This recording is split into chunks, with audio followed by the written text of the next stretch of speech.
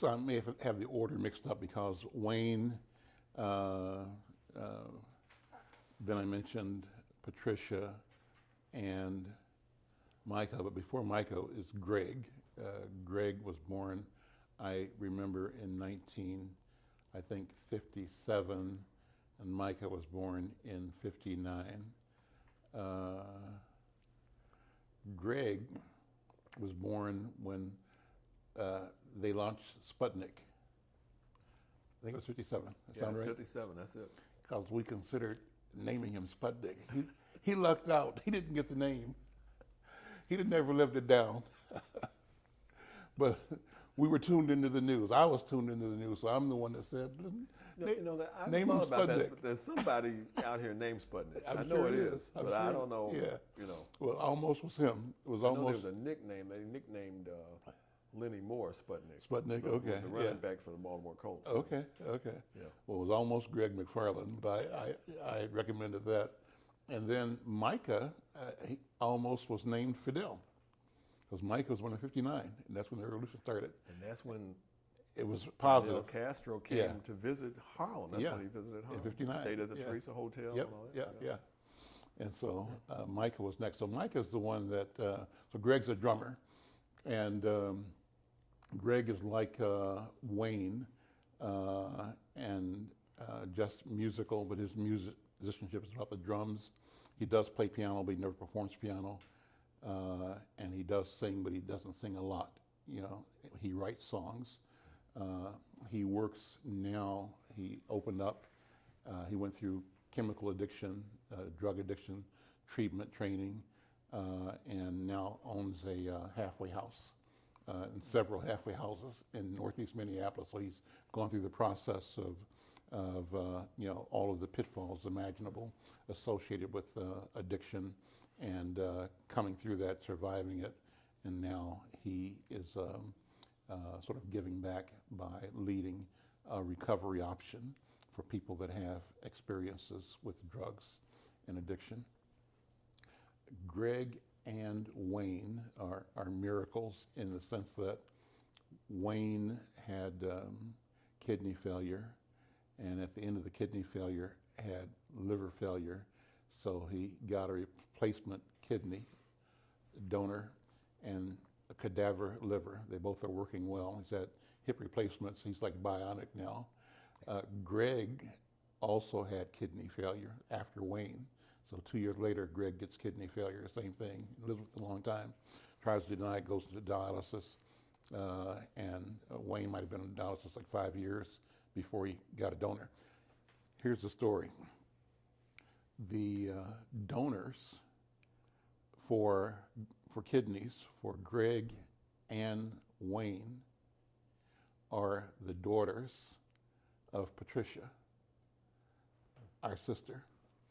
So Angela, the older daughter, donated a kidney to Wayne.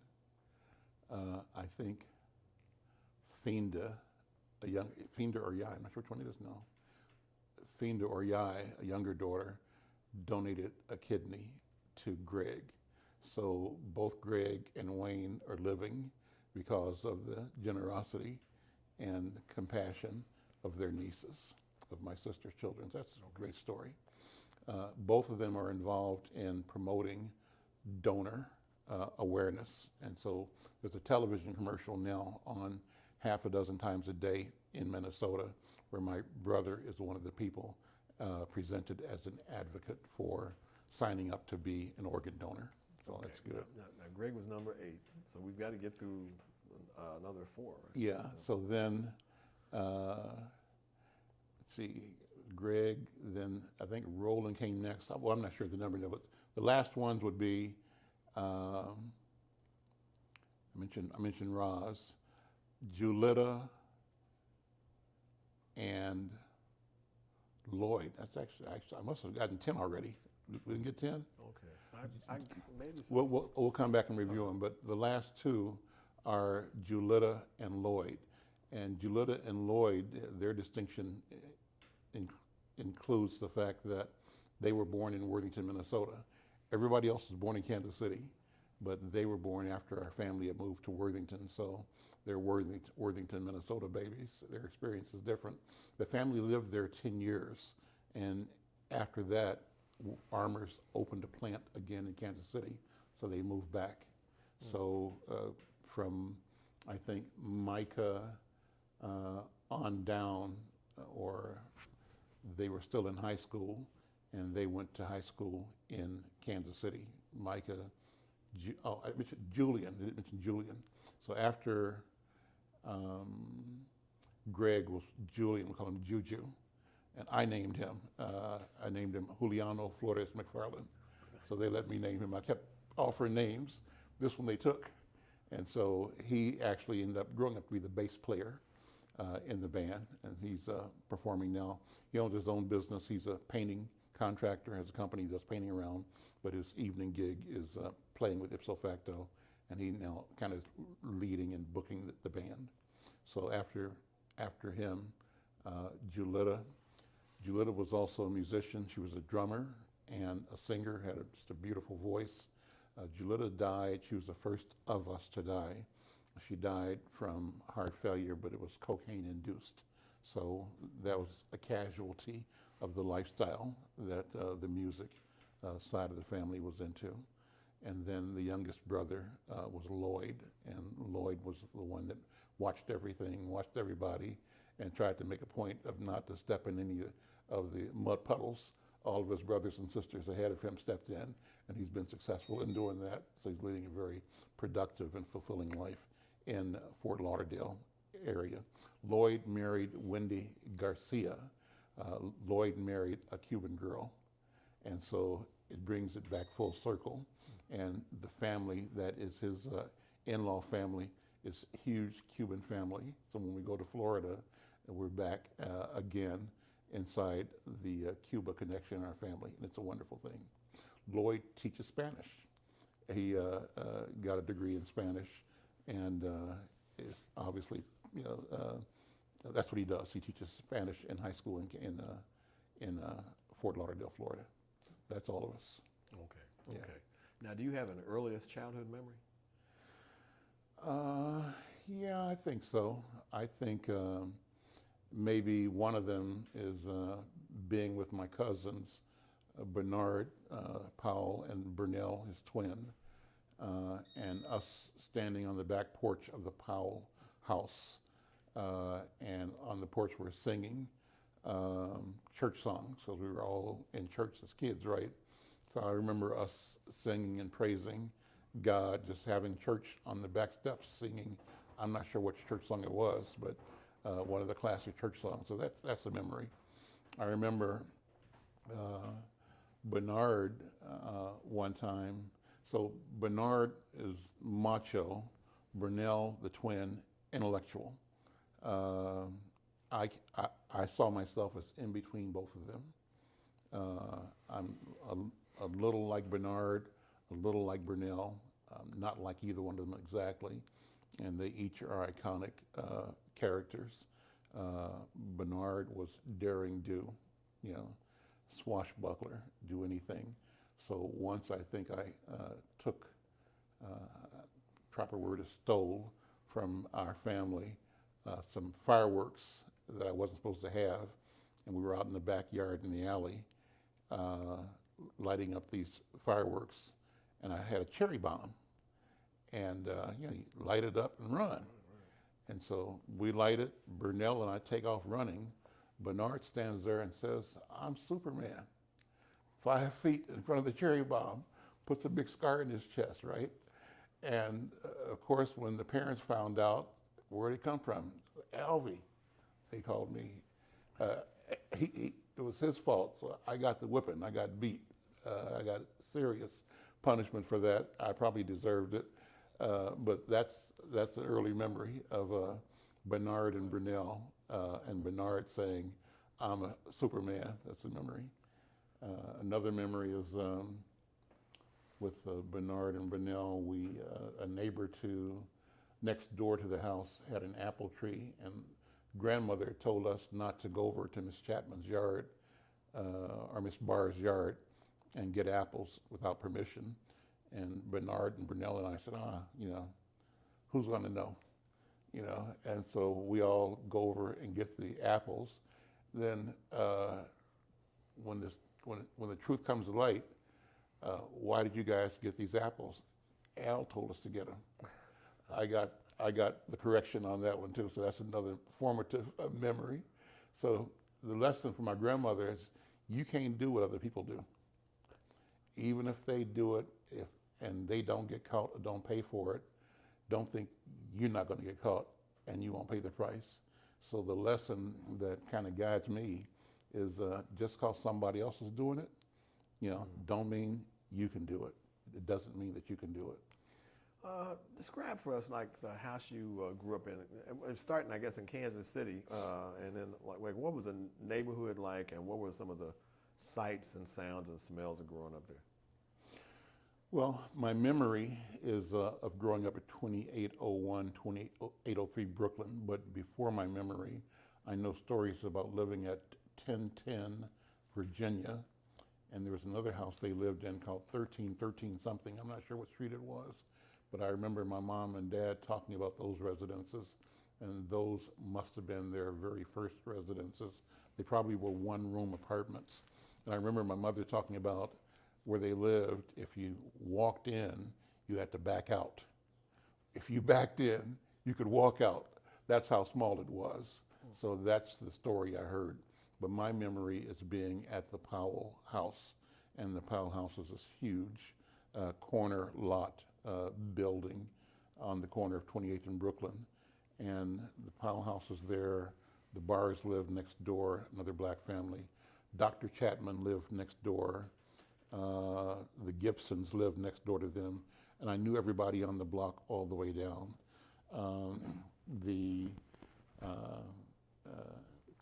That's on Brooklyn Avenue.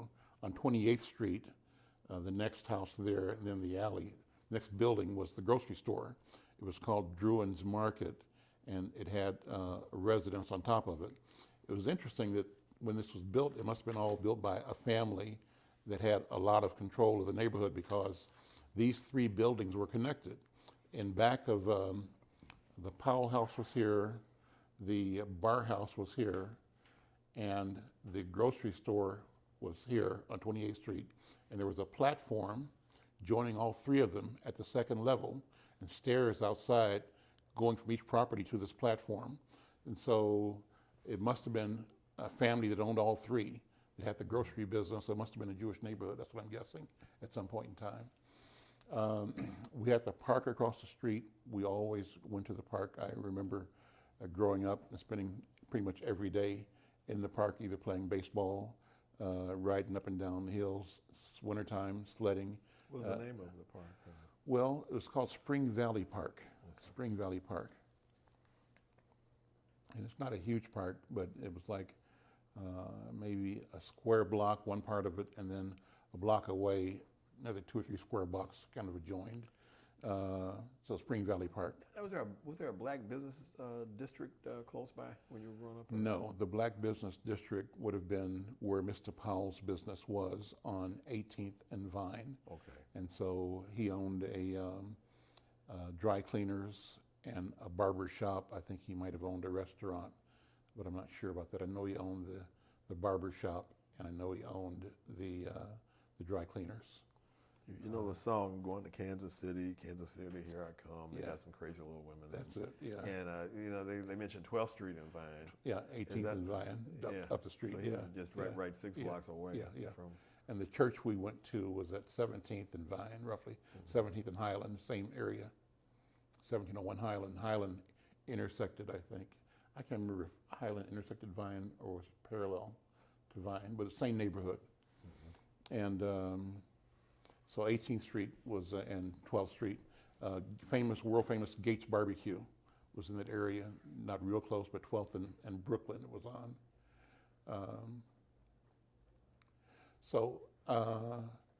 But there was not, and then 28th, 27th to 28th and Prospect, there were some businesses there, but I'm not acutely aware of it being a black business district.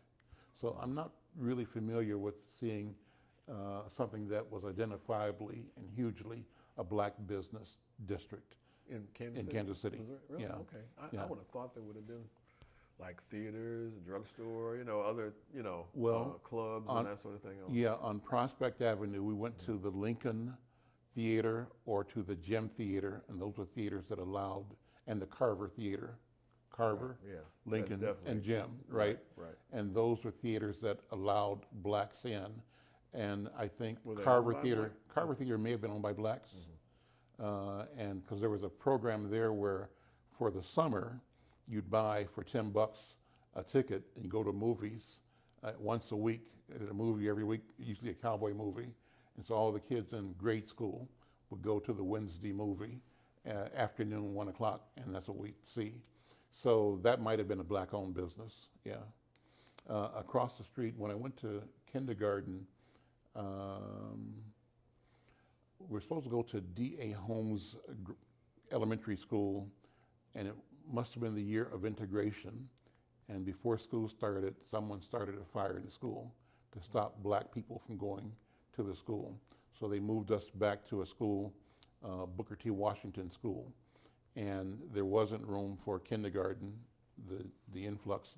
So they set the kindergarten up in a dance hall across the street from the Green Duck Tavern on 22nd, 23rd and Prospects. I remember being in a dance hall, for kindergarten the whole year until they were able to get us back to school at D.A. Holmes, yeah. What else? What's your next question? Well, Memory. So memory, smells, sights, and sounds. yeah, sights and sounds and Yeah. smells. I just wondering, like, 'cause it's usually a vibrant black business district. Mm-hmm. The live shows come through Kansas City to the gym or to the Carver or the Lincoln. There was on 29th in Brooklyn a place called the Deluxe Bar, and it was upstairs over some grocery stores and restaurants on the main floor. Live shows did come through there. I remember seeing they call them railroad board signs with Bobby Blue Bland, B.B. King, all the old blues and R&B masters would come through there. So they did have that. And then there were the shows of popular musicians, like at that time it was the Shirelles, say in the 60s.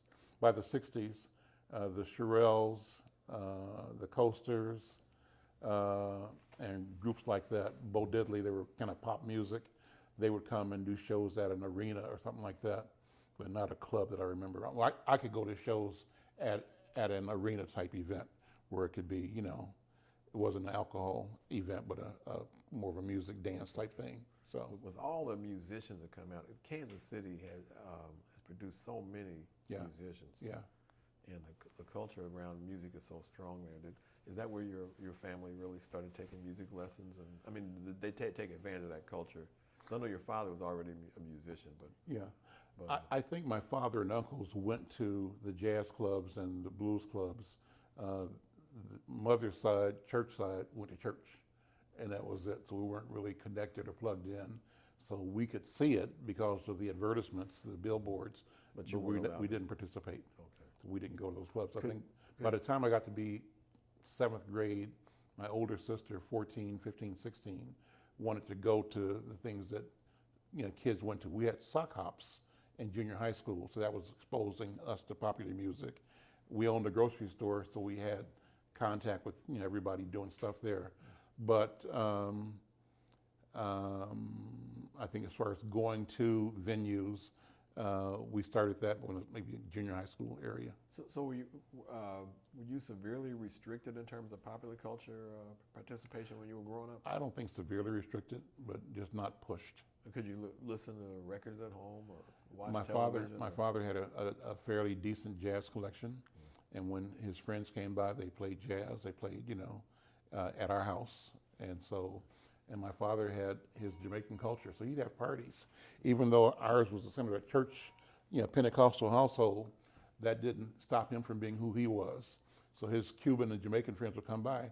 They have rum parties. They have rum and be doing rumba, merengue, all the Caribbean, Jamaican dances, and they would get loaded. They'd get lit, and they'd have a good time. So we had that. but that was in our house, you know. Okay. Well, Yeah. what about now? Do you remember the big international impact of Harry Belafonte?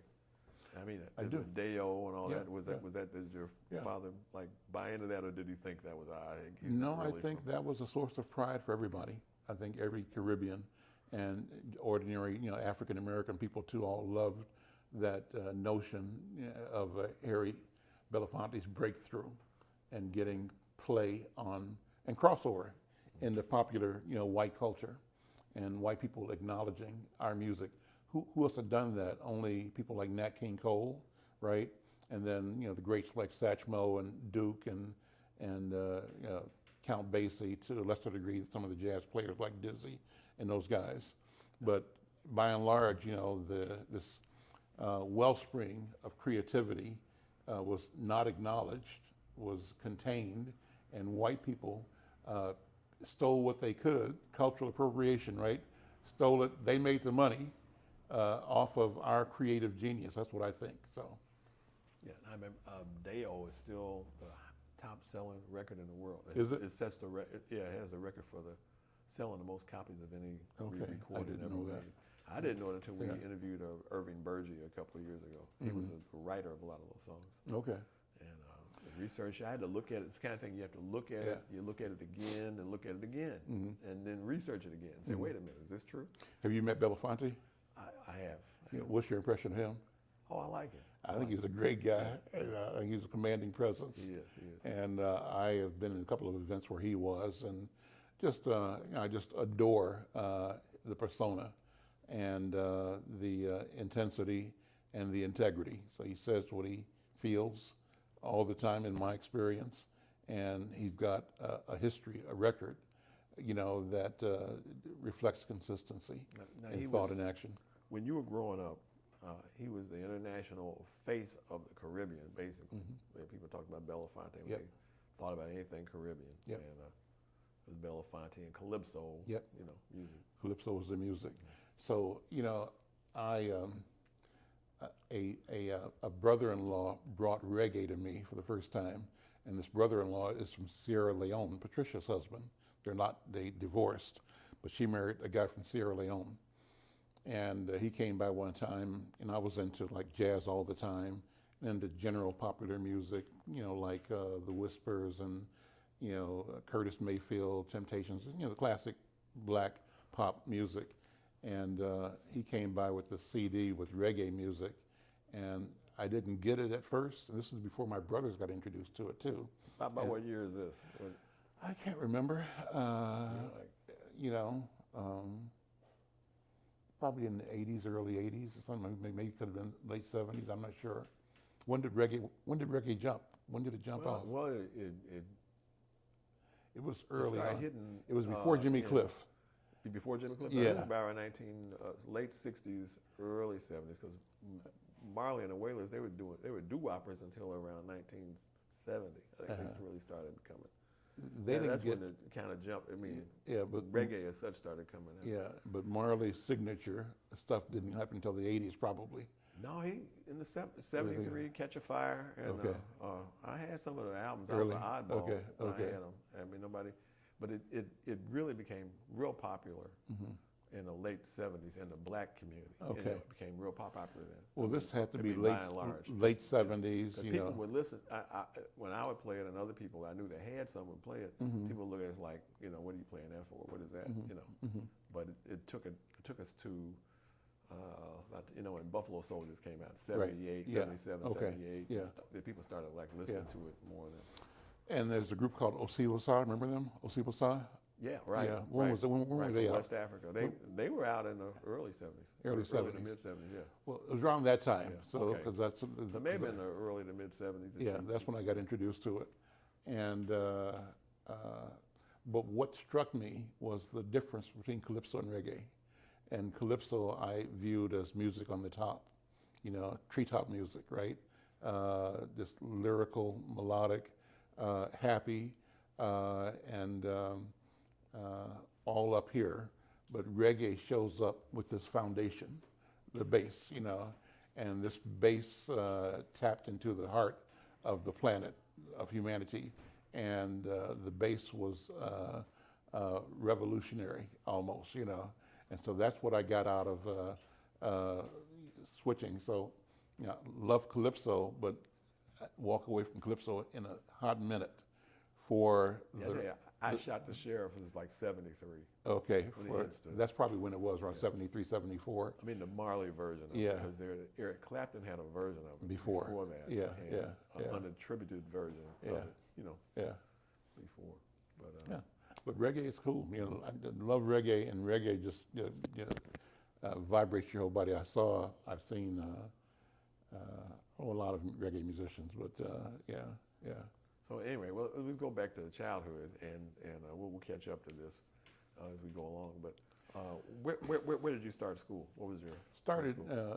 at a black school, D.A. Holmes, for grade school.